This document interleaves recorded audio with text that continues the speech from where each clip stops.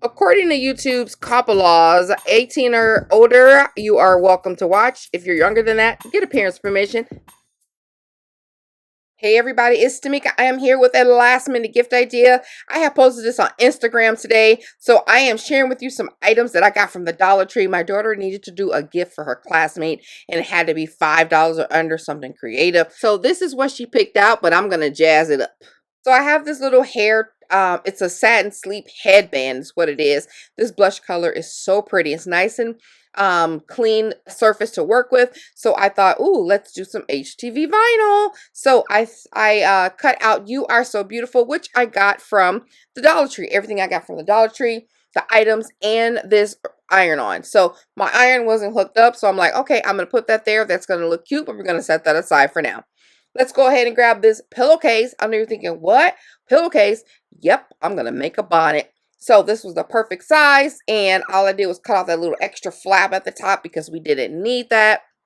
And then I went ahead and I got some measurements off of the internet as to what like a medium size or teenage size bonnet would be. Fold your material over. This is cut 54 by 27 centimeters, and I just fold it over. I'll put the video that I watched down below so you guys can see. And then you want to measure all around your measurements on all 4 pieces so you can have a front and a back. I don't have a marker that I can use, so I made mine a little bit bigger. That way I know to cut on the inside part. So, taking my super sharp shears that are cutting through all this pillowcase with no problem, and I'm cutting it out. When you get done, you probably want to iron it because this came right out of the bag, super wrinkled, but never you mind. You want to put the 2 pieces face together. So face the pretty side up and to a pretty side up together, and lay them on top according to how you cut everything out. And then we're going to use some pens to sew all around the edges, so that we can get a nice fit. With this satin material, you'll have to use the pens. Even if you think you can freestyle, I would not try it because then you have a lopsided bonnet. So I like this material for natural hair girls that, you know, trying to reduce the amount of friction. So I think this is a good idea for Kyla to have to give to her friend. So you want to also leave out a little bit of space down at the bottom, enough that you can put your hand in and sew all around the edges at about 1/4 or 3/8 inch seam allowance. Now it's time to go ahead and iron this headband. I'm using a hat press to do this. Super cool, and I just put it right on top, and it was easy. Thus, the hat press is by EENOUR. I will link that down as well. And it says, "You are beautiful." Moving back to the bonnet, you want to go ahead and cut some elastic down and measure around. I clipped that part out, but measure around the bonnet the same size as the elastic. So I figured, oh, let me come back and do this. So I have this little tool. It's really for pulling elastic and stuff through exactly what we're doing. And I'm just going to try to push that all the way to the end. I get really, really far. Once you get done threading your elastic through that little brim that you made, go ahead and fold that up. Or go ahead and tie that in a knot to secure it and turn the bonnet inside out. Do your little shaky. And then you want to find the flaps of where you left open and sew those shut close to the edge, like an edge stitch. So there you go.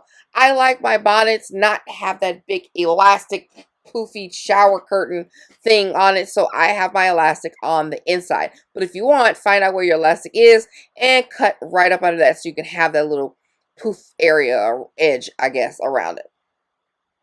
So again, I'm using the EENOUR. It's actually a hat press. This works perfectly. That is. I'll link it down below. And I'm going to put another iron on that I put that I cut out the same Dollar Tree sheet. So it says, oh, what does it say? Sleep well, something like that. When it has 2 huge eyelashes, so I want to make sure that those were centered because, honey, this is super, super cute. Now, you could give this gift normally as it is, but since we have it, let's do it. What does it say? Sleep. Girl, what does it say? Sleep nicely? I don't know. It's gone. Again, this is what happens when you're in a rush. You don't have time to do videos, write down what you wrote down, all that good stuff. So anyway, I'm just going to fold that up nice and neat, put a nice little ribbon around it, and boom, we're done. Shut that off. So in this next little section here, I'm just really trying to figure out how to get the box done. What sizes do we need for the box to be complete and perfect? There's the little hair tie. Now we have our cosmetic roller. You want to put these in the refrigerator, reduce red spots. Wrinkly eyes underneath. It's a facial roller. So I decided that that's not going to work with it on there. So I'm going to cut all around the little plastic thing so that the recipient knows it is brand new. Nobody rubbed their face on it, but I'm cutting it out. And then later you'll see I'm cutting out the important parts like the name of it, what the suggestions are, and I'm putting it on the back so they can, when they pull it up and try to open it, they'll see those critical parts. So now I'm just trying to figure out the placement. Oh, and I forgot my scrunchie. I'm like, oh, forgot about that dang thing. It's super cute. So we have the hair tie, hair thing to hold your hair back. We have a bonnet. We have the little facial roller and the scrunchie. So once I get done figuring out the size, I'm like, boom, that's it. And I realized that the box will be at least 7 by 7. And then I'm going to take the fattest thing or the highest thing and measure that. So that's going to be about 1.5 inch. So that's what I have. So I have a space of 7 by 7 by 1.5 inches. I draw my box. You guys have seen me do this numerous times over the years, I'm sure. So all I do is multiply or add 7 going lengthwise plus 1.5 on each side. That makes it 10 by 10, and I'm going to score at 1.5 all the way around on the bottom and the top of my boxes. I'm using some 12 by 12 Creative Fabrica cardstock to go ahead and cut the bottom of my box out because I wanted it to be kind of a neutral feel. I'm also using some acetate that I had on my stash. So I went ahead and cut the box out 10.5 by 10.5, scored it all around each 4 corners at 1.5 inch, and I did the top a 1/16 inch bigger when I cut it out so that it'll fit on top of this box here. And I realized that I wanted a little bit more stability, so I did go ahead and cut out a little piece at the bottom to keep it more secure. Once you have your box all cut out, go ahead and cut the slits as I have on the box, and then also cut down the edges a little bit so they don't poke out.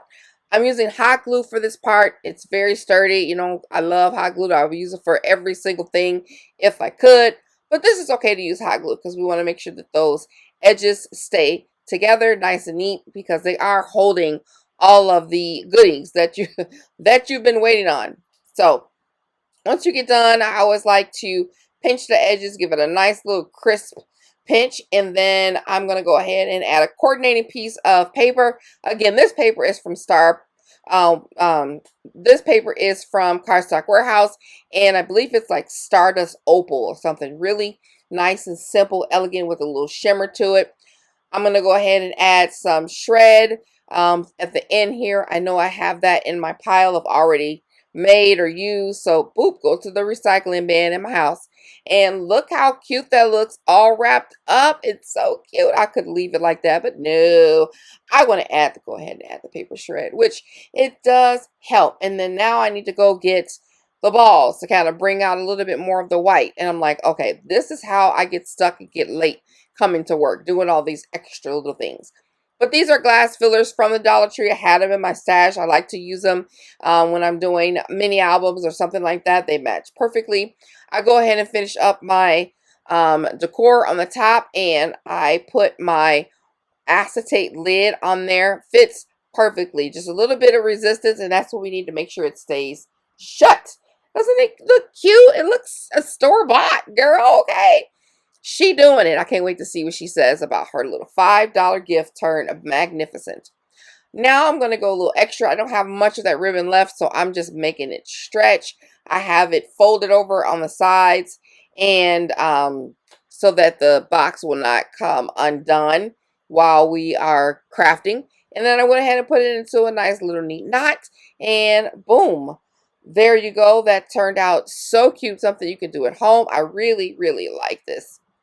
So I figure it needs like a little tag. I'm going to take some dies from Alina Cuddle, this little stitched, it's a stitch tag. It's really, really cute. I go ahead and cut that out real fast. Thread through one of my ribbons, and put that on the top of there. So add your little sentiment and you're done. All right, guys, this is it. Let me know what you think down in the comment section below. If you had a good time crafting with me, please go ahead and hit that like button. Let me know what you think and feel free to subscribe. I'll talk to you later. Bye.